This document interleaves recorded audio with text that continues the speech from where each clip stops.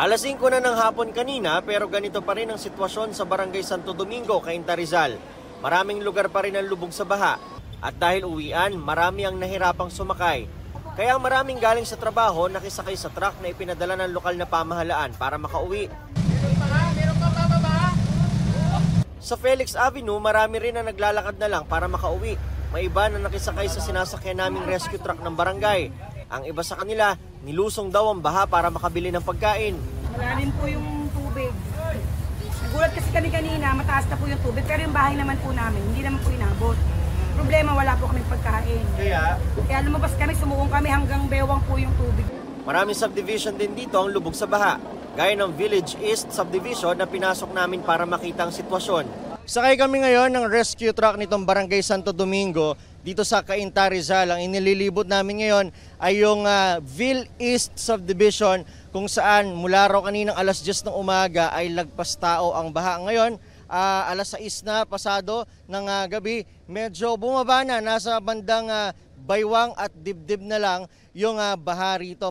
Pero marami ring residente na hindi alintanang hanggang dibdib na baha para lang makabili ng pagkain. May iba, nagbangka o makeshift na pampalutang.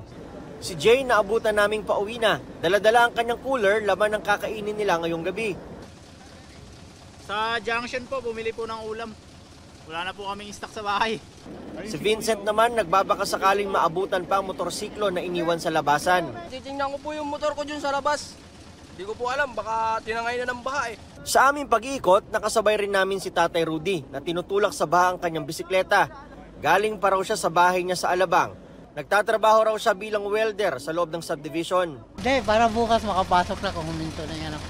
Bakit sir, pumasok na tayo kahit maaga? Okay lang ho, kasi kailangan talaga eh. Bukod sa mga bahay, may mga sasakyan ding lubog sa baha. May iba na naniguro na at ipinarada sa mataas na bahagi ang kanilang mga sasakyan. Sa ngayon, inilubog na naman halos ang 90% ng aming nasasakupan dito sa Barangay Santo Domingo. Catch basin kasi kami eh. So yung tubig galing sa Antipolo, sa mga karatig bayan na katabi namin, doon ang gagaling yung talagang tubig baha. Mas nagpabaha pa raw ang pagguhod ng ilang perimeter fence sa Cainta.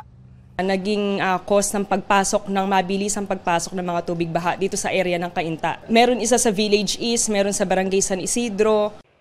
Mga kapuso, sama-sama tayong maging saksi.